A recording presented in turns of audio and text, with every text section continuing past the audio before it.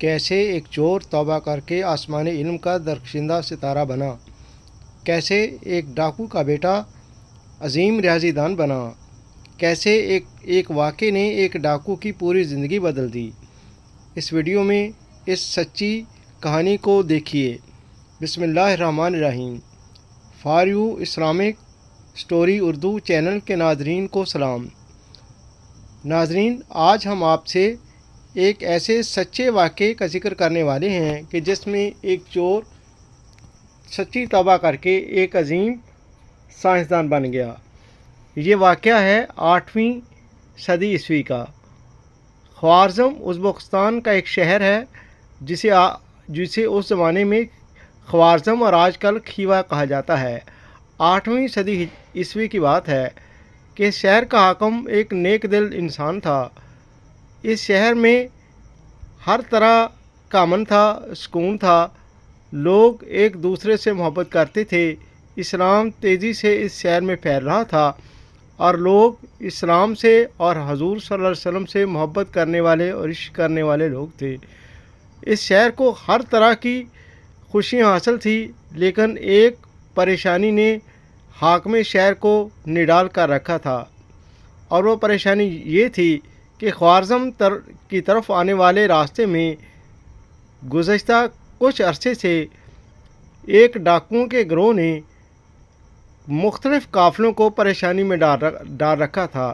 جو بھی قافلہ خوارزم شہر کی طرف آتا تو ڈاکو اسے لوٹ لیتے اور بآسانی فرار ہو جاتے، کیونکہ اس وقت خوارزم شہر کی طرف آنے والی سڑک کے چاروں طرف جنگلات کا ڈیرا تھا اور ڈاکو بآسانی جنگلات کی طرف یا جنگلوں میں گم ہو جاتے۔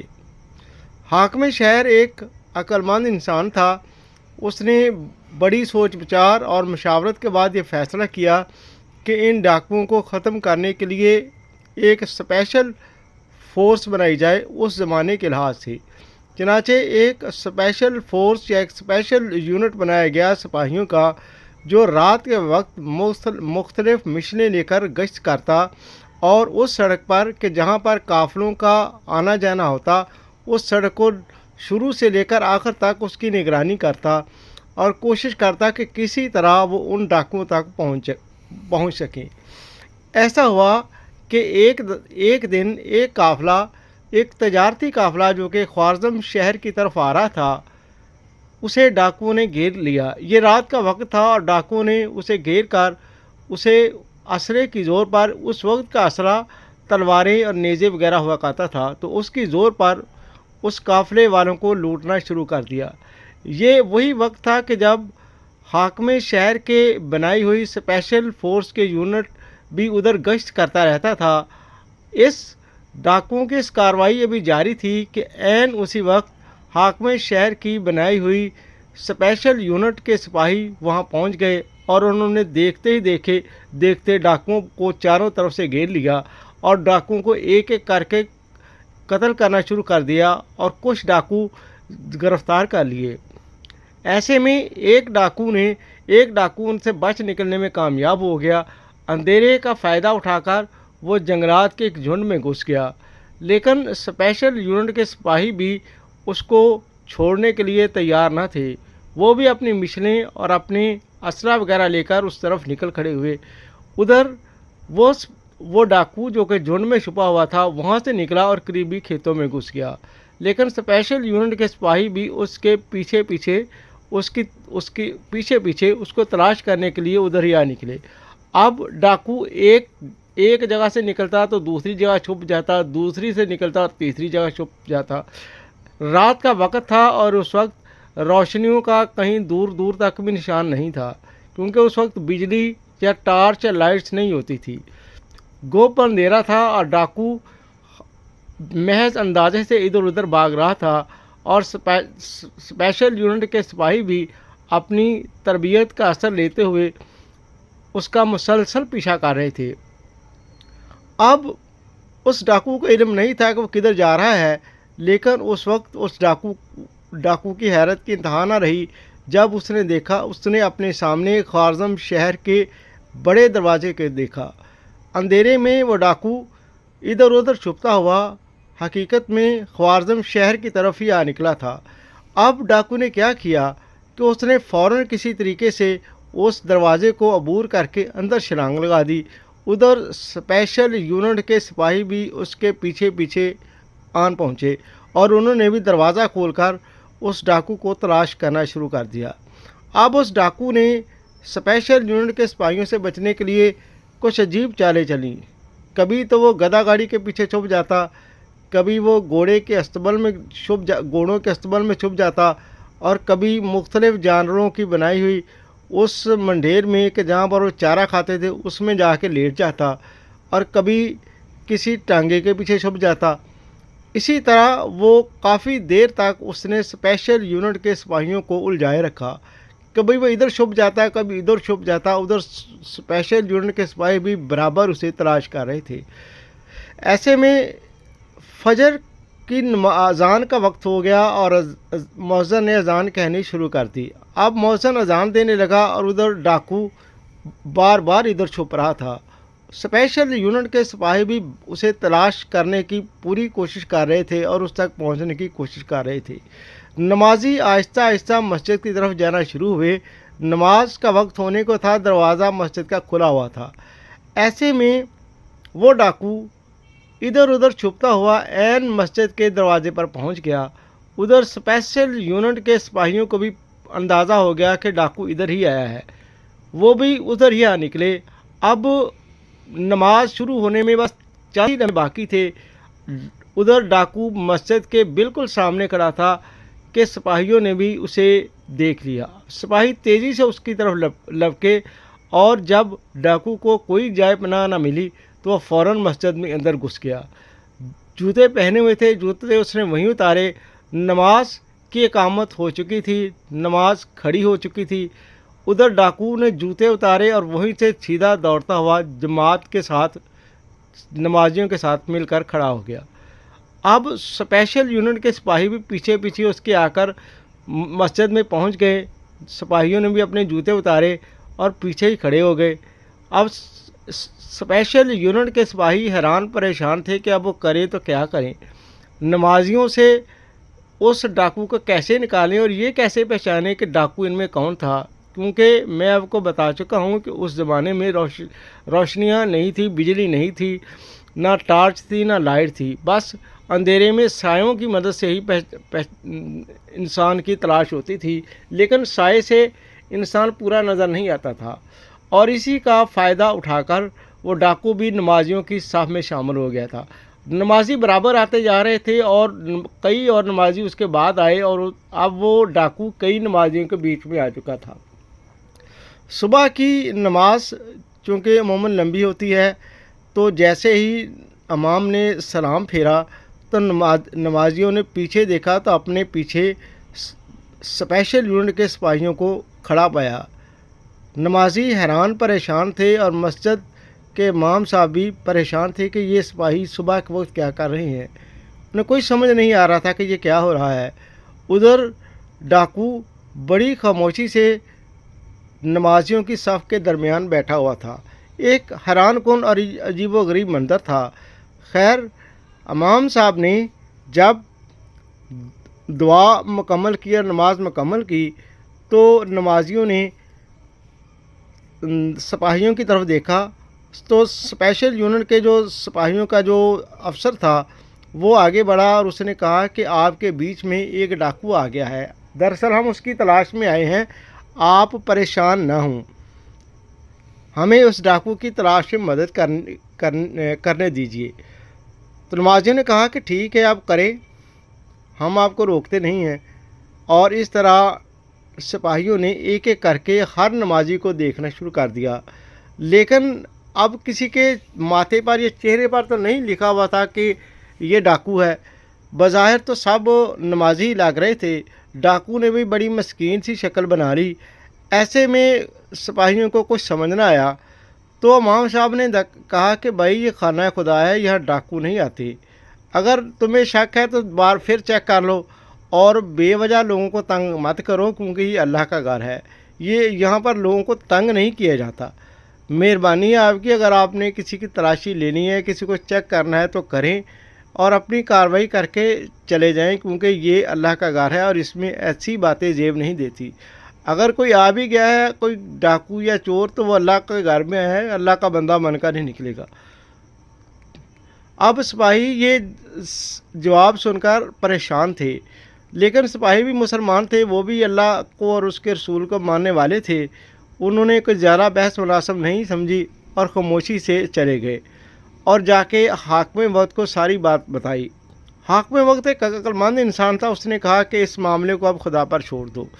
ادھر ڈاکو جو کہ نمازیوں کے بیچ میں بیٹھا ہوا تھا، نمازی ایک ایک کر کے جانے لگے اور سب چلے گئے۔ اب صرف مسجد میں وہ ڈاکو رہ گیا تھا اور ایک امام صاحب رہ گئے تھے۔ تو امام صاحب نے اس سے کہا کہ بھائی تم کون ہو اور کہاں سے آئے ہو؟ ادھر ڈاکو اس سے پہلے حیرت میں اور پریشانی میں گم تھا۔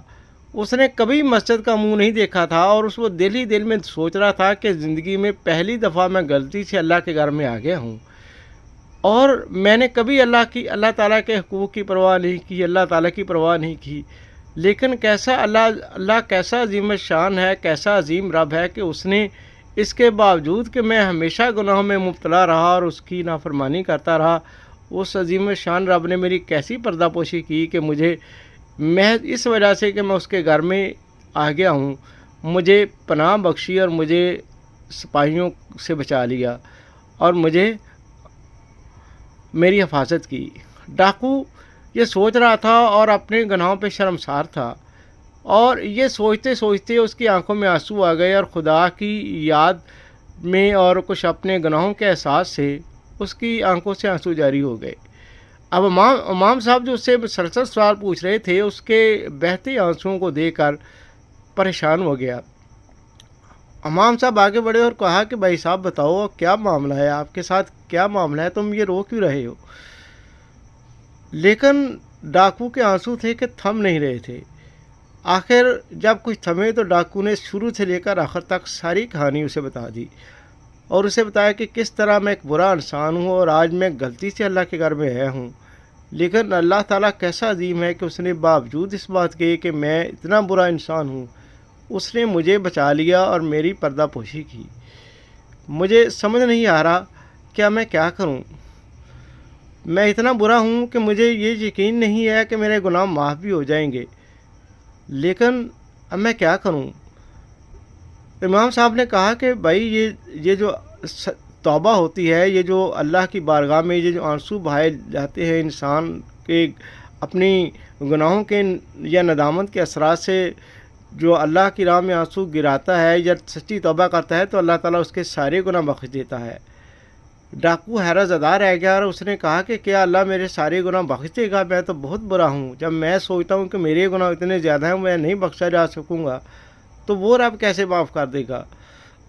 تو اس نے امام صاحب نے کہا کہ ہمارا رب انسانوں سے بہت بڑا ہے، اس کا ظرف بھی بہت بڑا ہے۔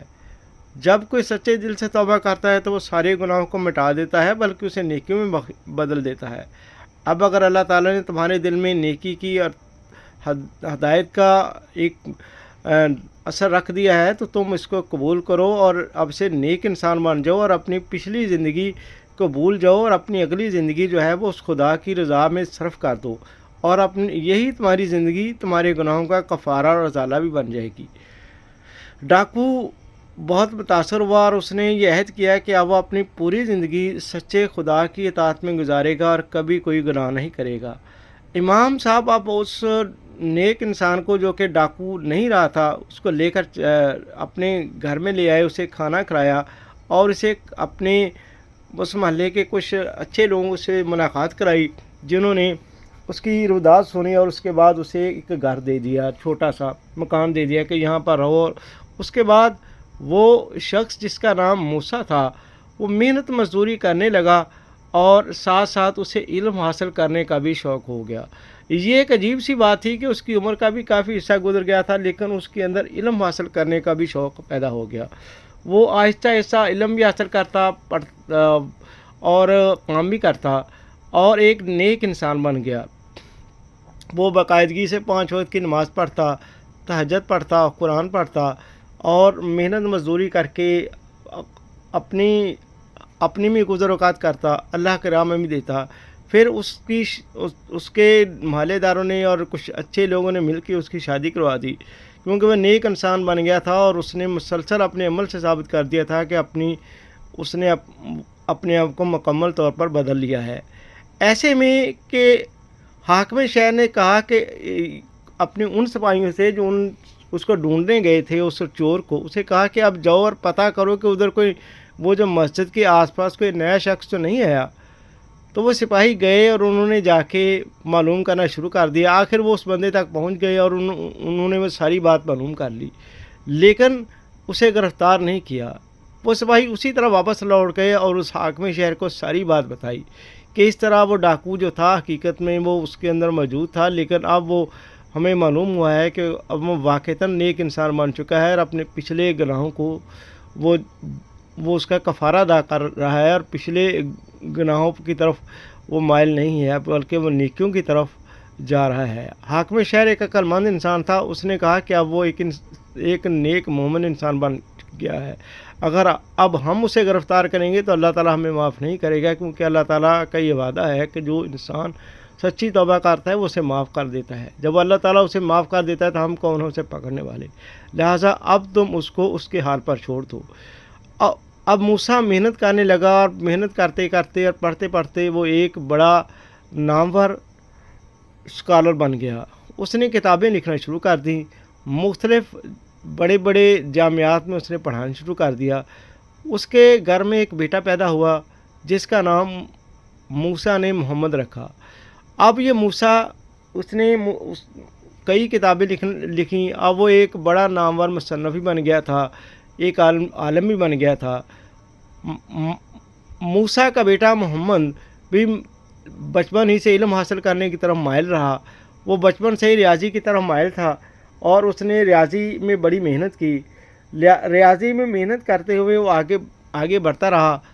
یہ محمد بن موسیٰ بڑا ہوا تو اس نے ریاضی میں زبردست مہارت حاصل کی اور اپنے وقت کی بڑی جامعہ میں چلا گیا۔ یہ محمد بن موسیٰ الخوارزمی یہ 9ویں صدی عیسوی میں بغداد جو کہ اس وقت علم و فن کا مرکز تھا ادھر چلا گیا اور وہاں کی سب سے بڑی جامعہ میں جو کہ خلیفہ ہارون الرشید نے بنائی تھی اور بعد میں مامون الرشید نے اس کی توسیع کرائی تھی، یہ دنیا کی سب سے بڑی جامعہ تھی اس وقت۔ محمد بن موسیٰ الخوارزمی وہاں چلا گیا اور وہاں پر اس کا شمار بہت بڑے اساتذہ میں ہونے لگا، سمجھیے کہ اس سے پروفیسروں میں ہونے لگا اور اسے وہاں کا ہیڈ لگا دیا گیا۔ محمد بن موسیٰ الخوارزمی نے الجبرا پر ایک کتاب لکھی اور اس نے الجبرا کی بنیاد رکھی۔ الجبرا ریاضی کی ایک مشہور شاخ ہے۔ اس کے علاوہ اس نے ریاضی کے اندر اور بھی بہت ساری نئی اصطلاحات ایجاد کریں، جیسے لاگرتھم بھی اسی کی ایجاد کرتا ہے۔ محمد بن موسیٰ الخوارزمی نے اپنی یہ تصانیف لے کر آسمان علم میں ہلچل مچا دی۔ محمد بن موسیٰ الخوارزمی کا نام الجبرا کے بانی کے طور پر، لاگرتھم کے بانی کے طور پر اور ہندسوں کی ایجاد کی وجہ سے آج بھی پوری دنیا میں جانا جاتا ہے۔ محمد بن موسیٰ الخوارزمی کے نام کے ساتھ ساتھ آپ غور کریں کہ محمد کے ساتھ بن موسیٰ بھی آتا ہے جو کہ اس کا باپ تھا۔ اس طرح ایک ڈاکو جو خود بھی نامور عالم بنا، اس کا بیٹا نامور ریاضی دان اور نامور سائنسدان بنا، آج بھی باپ کے ساتھ بیٹے اور بیٹے کے ساتھ باپ کا نام پوری دنیا میں راج کر رہا ہے۔ الجبرا آج بھی پاکستان کی درسگاہوں میں پڑھایا جاتا ہے اور یورپ، امریکہ سمیت ساری دنیا میں پڑھایا جاتا ہے۔ اسی طرح لاگرتھم، ٹریگونومیٹری بھی پوری دنیا میں پڑھائی جاتی ہے اور یہ سب کچھ محمد بن موسیٰ الخوارزمی کی ایجاد ہے۔ یوں ایک ڈاکو کی سچی توبہ نے نہ صرف اس کو بلکہ اس کی اولاد کو بھی آسمان علم کا درخشندہ ستارہ بنا دیا۔ ناظرین، یہ کہانی سنانے کا مقصد یہ ہے کہ اگر ہم بھی اپنے گناہوں سے سچی توبہ کریں گے تو اللہ تعالیٰ اسی طرح ہمیں بھی کامیابیوں سے نوازے گا۔ اس کی کامیابیوں کا انداز ہو سکتا ہے کہ ویسا نہ ہو سکتا ہے کہ اس سے بہت اچھا ہو یا اس سے کم تر ہو، لیکن کامیابیاں اللہ ضرور دے گا۔ لہٰذا ہمیں اپنے گناہوں سے سچی توبہ کرنی چاہیے اور اپنی زندگی اللہ اور اس کے رسول صلی اللہ علیہ وآلہ وسلم کی اطاعت میں گزارنی چاہیے۔ اگر ویڈیو اچھی لگے تو لائک بھی کر دے اور سبسکرائب بھی کر دے۔ شکریہ۔